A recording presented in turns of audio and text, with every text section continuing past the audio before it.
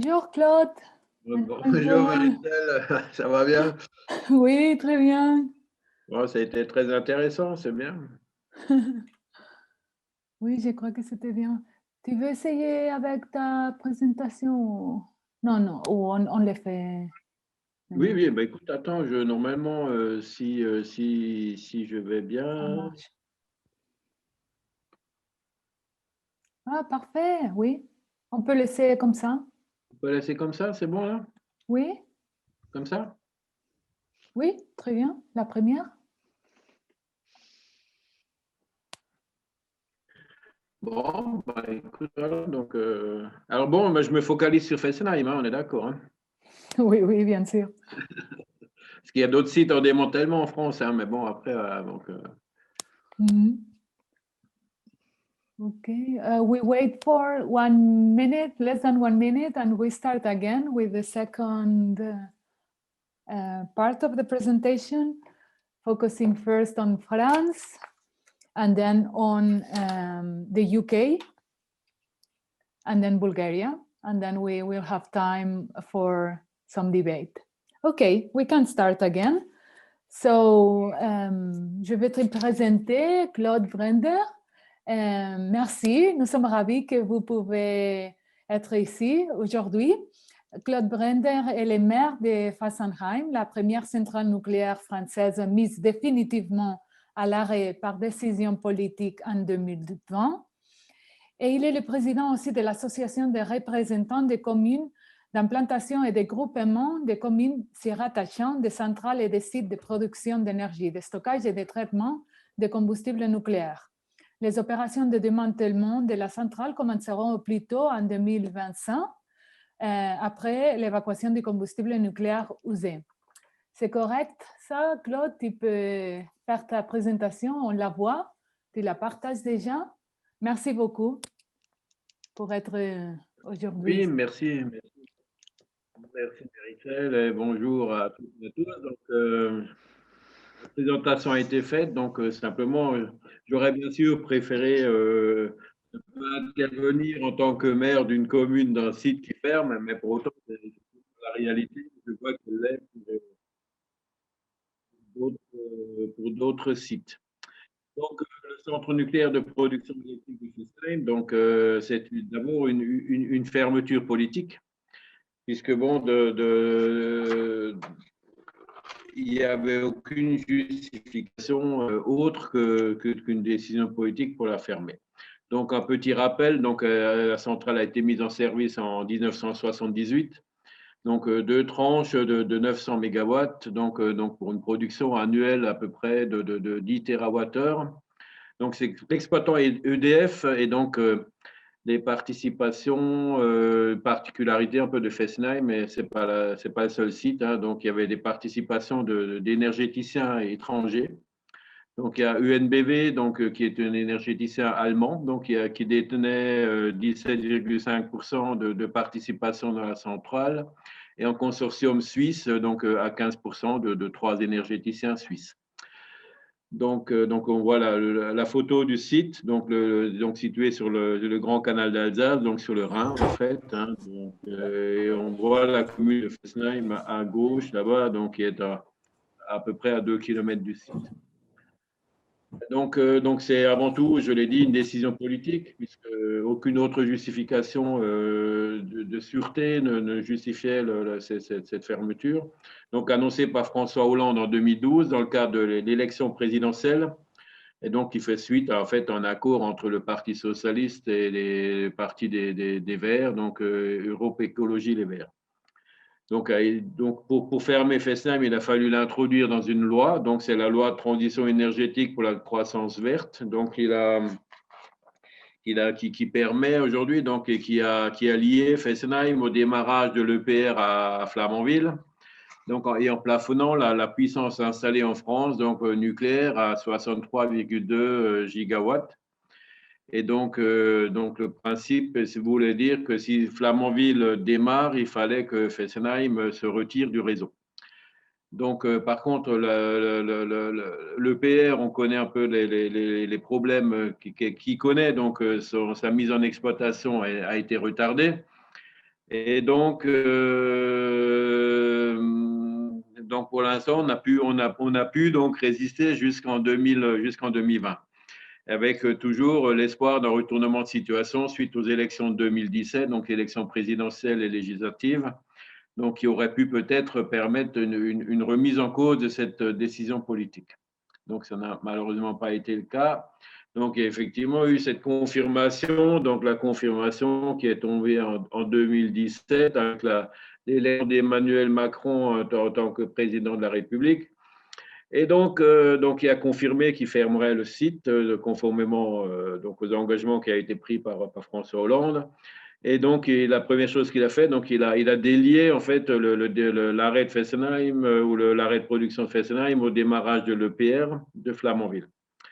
Et donc c'est le ministère de l'écologie donc s'est emparé du dossier avec un secrétaire d'État, donc Sébastien Lecornu, qui a pris le dossier en main, donc, et donc qui nous a réunis à Paris, et puis ensuite s'en est suivi une série de réunions, soit à Paris, soit à la préfecture de Colmar, et donc avec aussi la mise en place d'un comité de pilotage. Donc, il comprend un peu toutes les forces vives donc, du département du Haut-Rhin, bon, et y compris les associations environnementales, et donc avec une volonté affichée d'une fermeture exemplaire. Et donc toutes ces réunions et cette volonté politique donc, se traduit en fait par l'élaboration d'un projet de territoire donc, qui est censé revitaliser, redynamiser ce territoire suite à la fermeture. Bon, je vois que finalement, la méthode est à peu près la même dans les autres pays donc, dont on a eu présentation ce matin.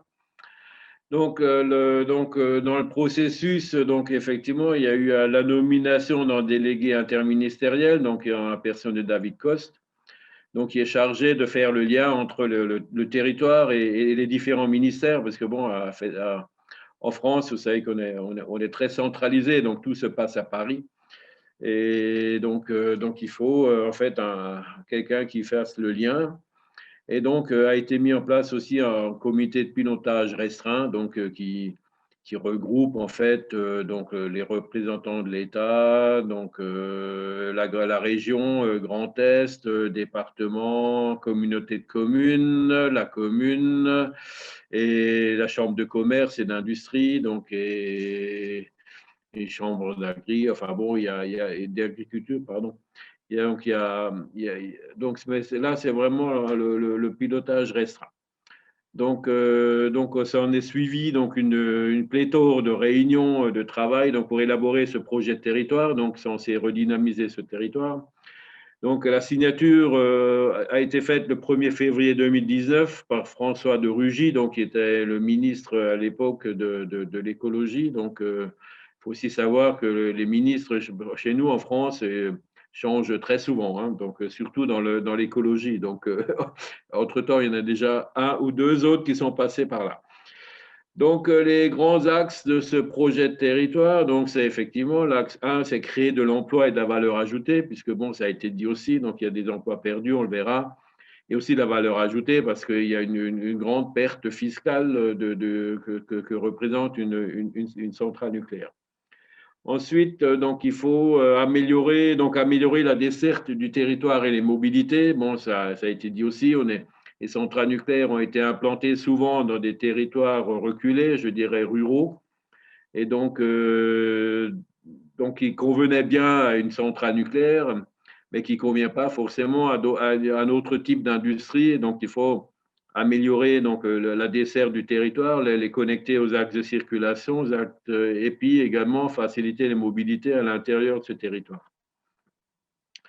Donc, faire du territoire, donc axe 3, donc faire du territoire un modèle de transition vers une nouvelle ère énergétique. Donc voilà, donc c'est aussi ce changement donc de réduction de la part du nucléaire et développement des énergies renouvelables, donc qui est aujourd'hui le credo de beaucoup de pays en Europe. Donc, faire du territoire un modèle d'innovation pour l'industrie et les énergies du futur. Donc, voilà, donc c'est les différents axes qui sont portés par les différentes strates Donc, les deux derniers, c'est plutôt départements et régions, et puis les deux premiers sont plutôt communautés de communes et départements. Donc, les premiers, les strates de politique. Ensuite, donc, un petit point sur la situation actuelle. Donc, l'arrêt de la production donc, a été acté donc, la tranche 1 le 1er février 2020, donc la tranche 2 le 29 juin 2020. Donc, je préfère parler pour l'instant d'arrêt de production plutôt que de fermeture, parce que bon, il y a quand même de l'activité sur le site. Bon, pour autant, donc, il y a une baisse des effectifs de 50%. Donc, sur les 800 agents que comptait le site donc en production, je dirais, et à peu près 330 prestataires donc d'entreprises sous-traitantes qui étaient quasiment en permanence sur le site. Donc, c'est 1100 emplois donc, qui sont là. Donc, il y a eu une première baisse de 50%. Donc, dans cette phase qui a commencé, c'est la phase de pré-démantèlement, donc qui va durer 5 ans, pendant laquelle sera évacué le combustible donc, jusqu'à fin 2023. Et donc, pendant cette phase aussi, va se faire cette année d'ailleurs le démontage des groupes alternateurs, et donc qui serviront en fait de pièces de rechange sur d'autres sites nucléaires en France. Et donc, s'y verra aussi l'élaboration du plan de démantèlement définitif. Et puis donc une nouvelle baisse des effectifs donc en 2024, quand il n'y aura plus de combustible sur le site, donc fin 23, début 2024, et il restera à peu près une soixantaine d'agents EDF et une 40 donc prestataires de services ou d'employés de sous-traitants qui maintiendront le site et puis bon, donc qui le géreront pendant la phase de démantèlement. Et donc les répercussions sur le territoire et sur la commune, bien sûr, donc c'est la perte de 1000 emplois directs. Donc, effectivement, on compte également 1200 emplois indirects et induits. Donc, indirect, c'est dans les entreprises sous-traitantes du site, et induit, c'est plutôt dans les commerces, donc qui bénéficient en fait des achats des agents qui travaillent sur le territoire et donc qui font vivre restaurateurs et autres commerces locaux. Donc, une des particularités d'une fermeture d'un site nucléaire, c'est qu'en fait, on assiste à un départ des agents vers d'autres sites. Donc, on ne se retrouve pas avec une masse de demandeurs d'emploi, puisque bon, ces agents ont des compétences quand même particulières et assez pointues dans le domaine du nucléaire, et donc, bien sûr, sont recrutés sur les autres sites d'EDF, ou alors, bon, ceux qui ne veulent pas quitter le territoire, bien sûr, en priorité, ils vont pouvoir intégrer d'autres entités d'EDF, donc dont l'hydraulique, par exemple.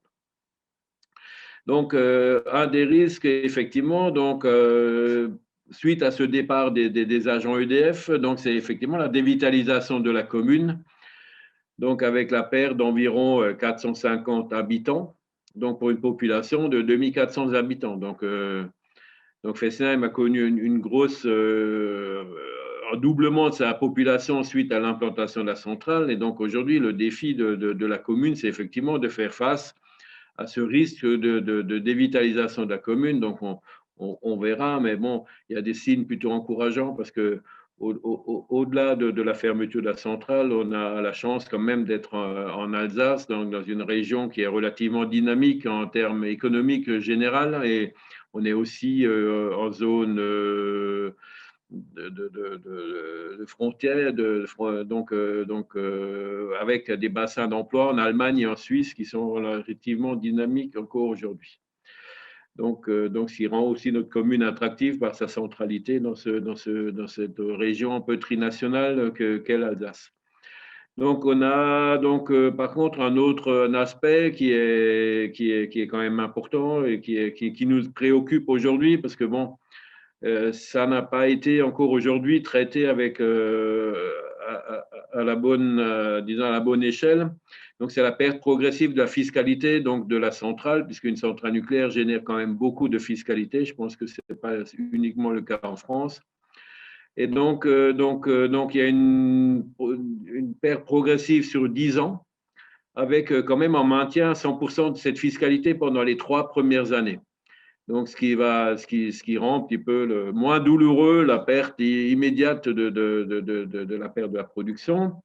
Mais bon, par contre, il perdure une injustice fiscale, alors qui est peut-être un peu particulière en France, donc qui risque de mettre les collectivités en grande difficulté. Donc, c'est la double peine qui est liée à la fiscalité. Alors, je m'explique. Donc, globalement, on va perdre 200% de la fiscalité. Pas seulement la fiscalité, mais en plus un autre volet de la fiscalité. Donc, je rappelle juste quelques chiffres sans rentrer trop dans le détail parce que ça peut devenir un petit peu compliqué. Alors, je ne sais pas, je vais faire juste une petite pause. Est-ce que la traduction se passe bien, Mérixel? Je crois que c'est bien, oui, pas de problème. Ouais, C'est tout est-ce bien. que je parle trop vite ou ça va?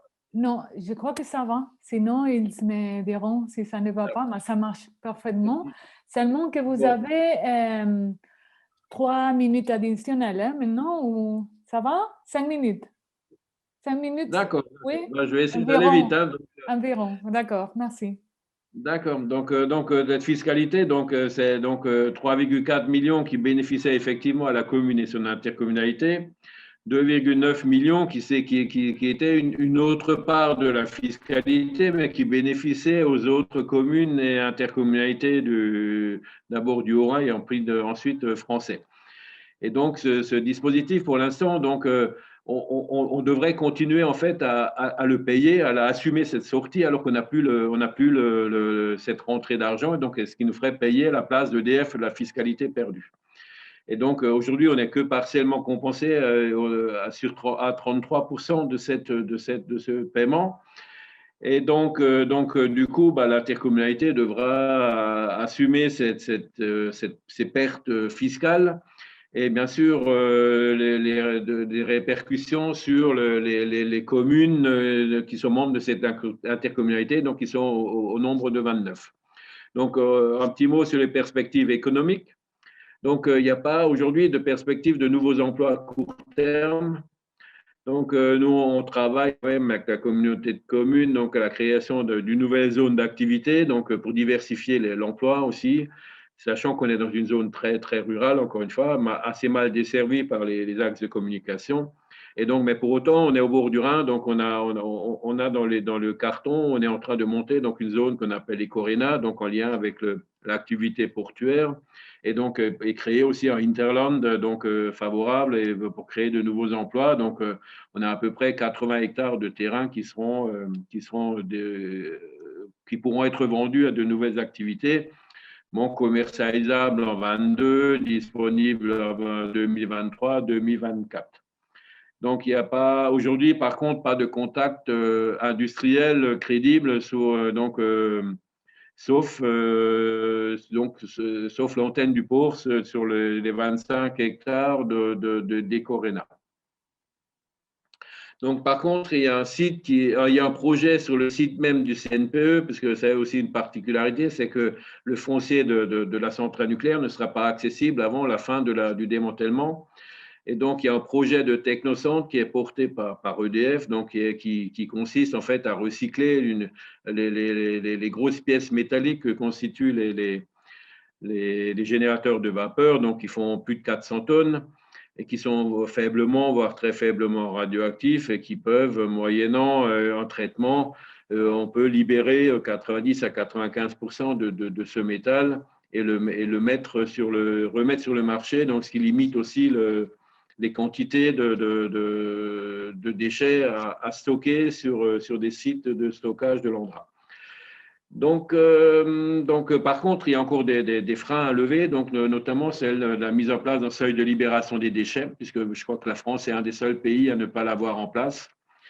Et donc on attend la mise en place de ce seuil, au moins dérogatoire pour les pièces métalliques, avec une décision attendue en 2023 pour la décision d'implantation de ce technocentre.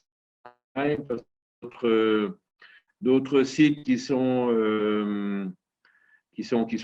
sur les rangs. Et donc, qui pourrait créer donc 2150 emplois, mais pas avant 10 ans, quoi. Donc, voilà, dans la mise en service 2030, si tout va bien. Et donc, bien sûr, on peut aussi noter déjà le désaccord des associations antinucléaires et des élus allemands, malheureusement, même si on est dans une filière de démantèlement, dès qu'on parle de radioactivité, ils sont contre. Et je crois bien que j'arrive au bout, non? Oui, merci beaucoup, Monsieur Brander. Donc voilà, merci à vous. J'espère que c'est un regard, voilà, juste parce qu'on est encore dans cette phase de pré-démantèlement, on n'est pas encore dans la phase vraiment de démantèlement à proprement parler. Voilà. C'est Merci. très intéressant. Vous avez une question, je crois que c'est bien maintenant. Il y aura un débat après la présentation du Royaume-Uni et de Bulgarie, mais il y a une question qui dit, de Maria Yark, existe-t-il des incitations à la création d'entreprises pendant l'exploitation de la centrale nucléaire? Peut-être que vous pouvez la répondre maintenant. Alors bon, il y a pas, on est épaulé par l'État pour créer des nouvelles zones, mais bon, tout ça c'est très compliqué parce qu'aujourd'hui, mobiliser du foncier, trouver du foncier pour créer des zones d'activité, ça relève du parcours du combattant parce qu'aujourd'hui tout le monde parle de biodiversité, d'artificialisation des sols, et donc ça met beaucoup de temps. Et donc c'est vrai que c'est dommage qu'on n'ait pas pu anticiper la fermeture, ou du moins aujourd'hui, on voit quand même qu'en France, on prolonge les réacteurs de 10 ans. Donc, nous, ce qu'on demandait, c'est de prolonger FSM 10 ans et qu'en parallèle de ça, on puisse effectivement développer de l'emploi nouveau sur le site même par le technocentre et à côté pour développer ces emplois, des emplois nouveaux et switcher donc, à la fermeture de la centrale. Ce qui n'a pas été fait, c'est dommage. D'accord, merci beaucoup. Si j'ai répondu à la question. Il y a un commentaire de Marie-Pierre Pigot. Salut Marie-Pierre, qui vous dit merci et que la question de celle de libération des déchets est cruciale dans ces dossiers, dans les chats. Hein.